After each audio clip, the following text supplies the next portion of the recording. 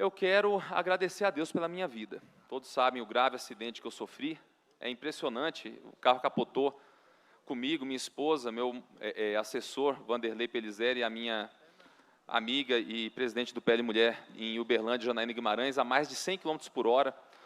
Foi por mais de 200 metros, aproximadamente 200 metros que o carro capotou. Acredito que deve ter capotado mais de 10 vezes. Então, assim, só Deus explica o tamanho dessa misericórdia, o tamanho desse milagre. Então, quero agradecer a Ele pela minha vida. E esse acidente serviu para eu refletir também a respeito de algumas coisas que têm acontecido.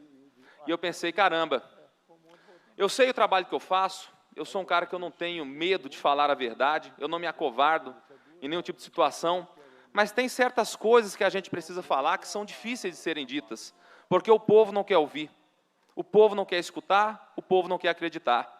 Hoje, o rei da popularidade em Minas Gerais se chama governador Romeu Zema. Eu votei no governador Romeu Zema, mas desde o início do ano eu estou tentando conversar com ele. Tenho, inclusive, uma filmagem onde ele disse para mim que vai me receber para a gente poder conversar. Preciso de uma oportunidade para conversar com o senhor a respeito do que aconteceu no início do ano, só nós dois. Sou seu apoiador, tá? Sou seu apoiador, mas a gente precisa dessa conversa. Pode deixar, tá? Te garanto que conversaremos em breve aí. Então, tá bom. Eu sempre tenho despachos lá no centro, no BDMG. Lá é melhor. Mais fácil. Ótimo, lá é melhor. Uma viagem.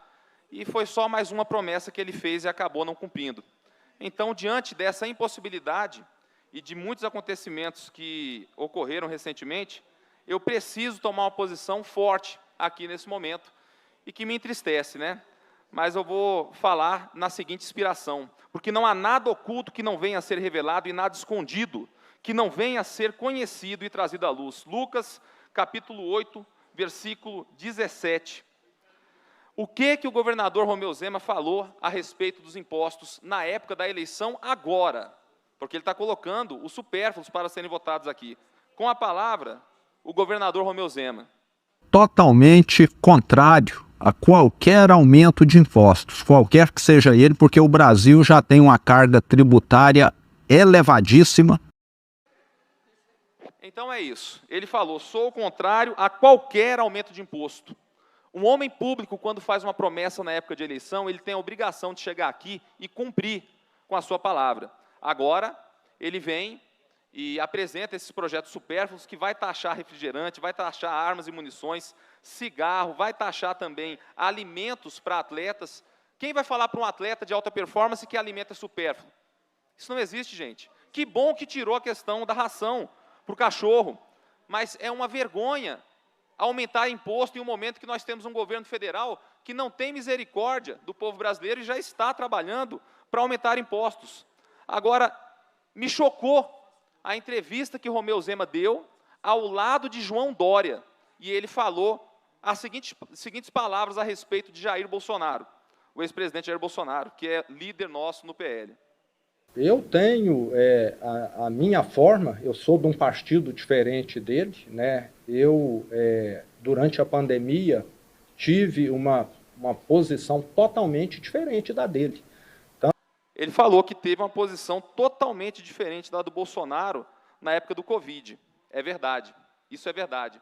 E quem é testemunha disso é a senhora Rebeca Nízia Stanislau de Freitas, que há 29 anos trabalhava na Copasa, que se recusou a vacinar e, faltando 2 meses para aposentar, foi mandada embora. Essa mulher foi terrivelmente injustiçada. E ela apresentou um exame e falou o seguinte, que os anticorpos dela, porque ela tinha pegado Covid, estavam acima de 1000. Ou seja, ela tinha mais anticorpos do que uma pessoa vacinada. E ela falou o seguinte, que se a decisão da empresa seria política ou técnica, porque se era técnica, então ela não tinha uma imunização maior que a das pessoas que tomaram a vacina. Então, como ela tinha, na verdade, essa imunização, por uma questão técnica, ela não poderia ter sido mandada embora. Ou se era uma questão política. Pois bem, essa servidora, ela foi terrivelmente injustiçada e perdeu um emprego no governo Zema por se recusar a vacinar.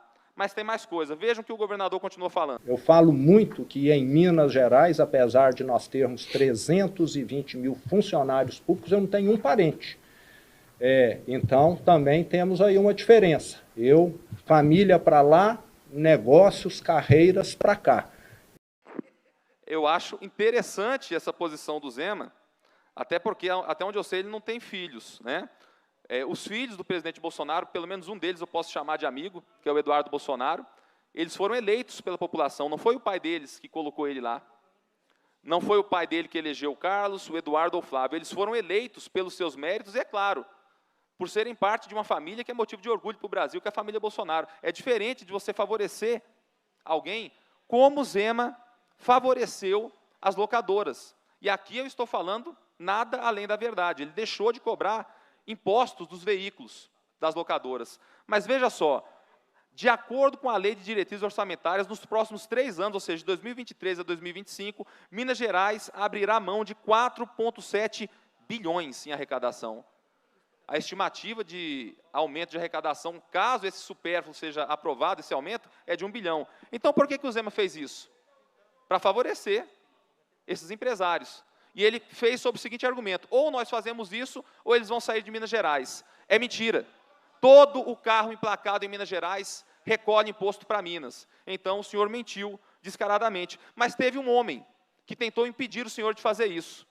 Jair Messias Bolsonaro, que aprovou a emenda constitucional 109, que foi promulgada por Bolsonaro e tentava impedir que o Estado viesse a adotar essa postura, o que ocorreu em relação às locadoras. Então, o Bolsonaro deu exemplo e o senhor acabou falhando nesse ponto. Outra questão que me deixou muito triste é a questão da ideologia de gênero. O governo Zema aprovou uma lei, a 24.313, que foi criada pelo governo Zema, onde está escrito o seguinte, artigo 26, a Secretaria de Estado de Educação tem como competência planejar, dirigir, executar, controlar e avaliar as ações setoriais a cargo do Estado, relativas, está aqui, inciso 16, a organização da ação educacional para a garantia de conteúdos curriculares e metodologias apropriadas às reais necessidades e interesses dos estudantes do campo indígena, quilombolas, com propostas pedagógicas que contemplem sua diversidade em todos os aspectos, entre os quais os sociais, culturais, políticos, econômicos, de gênero, vou repetir, de gênero e de geração e etnia. Isso aqui é a lei. Não adianta alguém falar para mim, nossa, Caporeso, você está dividindo a direita. Não, eu sou um parlamentar. O meu dever como parlamentar é falar. Se eu não falo, a população não sabe. Se você não acredita em mim, está aqui o número da lei, eu vou ler novamente o número da lei, tá? Pesquise, 24.313. E aí ele foi, e alguém pode falar para mim, nossa, Caporeso, mas ele vetou no ano passado uma lei do banheiro de gênero, ele é contra a ideologia de gênero. Será? Vamos ver sobre qual argumento o Zema vetou a lei ano passado. A maioria tem acompanhado e não podemos permitir que o setor produtivo venha a ser penalizado caso não venha a ter um terceiro banheiro para alguém cujo sexo não está definido. O setor produtivo venha a ser penalizado caso tenhamos mais um banheiro. Então, a preocupação dele era com o empresário do setor produtivo, e não com a questão da ideologia de gênero. Tanto é que diversos são os casos e as denúncias que eu tenho recebido no meu gabinete a respeito de ideologia de gênero nas escolas de Minas Gerais. E aí alguém pode falar, não, Caporeso, eu acho que isso não é suficiente. Ok, tem mais uma lei. A Lei 24.404, que é a LDO, que foi aprovada nessa casa, onde ele defende abertamente, é uma lei do governo Zema, foi o governo Zema que propôs, ele defende abertamente a questão da Agenda 2030 da ONU, que tem ideologia de gênero, que tem agenda climática, que é contra o agronegócio, entre diversos outros absurdos. E está aqui a lei. E eu vou ler o artigo, tá? Artigo 2º, inciso 11º. Contribuição para a consecução dos Objetivos de Desenvolvimento Sustentável, ODS, da Agenda 2030 da Organização das Nações Unidas, ONU. Está escrito por extenso aqui. Se alguém não acredita, se alguém está falando que eu estou dividindo a direita, leia. Agenda 2030 da ONU, foi isso que o governador colocou. Tentei conversar com ele, tentei apoiar esse governo da melhor forma possível, mas, infelizmente, essas posturas me levaram a subir nessa tribuna depois de quase morrer para falar a verdade. Além disso, nós temos o caso da recomposição das perdas inflacionárias da segurança pública, onde ele prometeu a recomposição, não pagou. A segurança pública hoje sofre, polícia penal, polícia militar, polícia civil, agentes socioeducativos, tantos outros. E, ao falar que ele não tinha condições, ele aprovou um aumento no próprio salário, no valor de aproximadamente 300%. Essa aqui é a verdade. Além disso, tem empresários da CEMIG, que na verdade, são empresários da área de energia solar. E eles estão sendo prejudicados pela empresa do Estado, a CEMIG Sim, que está negando a autorização para que eles possam captar a energia solar e empreender. Depois vem a CEMIG Sim, que é um braço da CEMIG, e empreende no lugar deles. Além disso, a última que ele fez tem a ver com as escolas cívico-militares. Tive a satisfação de levar uma escola cívico-militar para Uberlândia. Ele falou que ia cuidar das escolas cívico-militares, todo mundo bateu palmas. Nossa, como o discurso do Zema é lindo. É lindo. Se o discurso dele não fosse bom, eu não teria votado nele. Só que, na prática, eu me reuni na semana passada no mês passado, com o secretário de Educação, e ele falou que em cada escola que tem 11 militares cuidando das crianças, vai ter um. Ele está acabando com a escola cívico-militar e levando crédito por estar mantendo essas escolas. Então, governador, o senhor falou esse final de semana, em um evento onde nós palestramos, o senhor falou no CIPEC, que é o maior evento conservador do Brasil, que a direita ela precisa estar unida. Eu falo para o senhor, a direita está unida sim. Ela está unida e o seu líder se chama Jair Bolsonaro. O senhor, então, que fique com João Dória em seus discursos, que são muito típicos de um camaleão, que a cada momento muda de cor.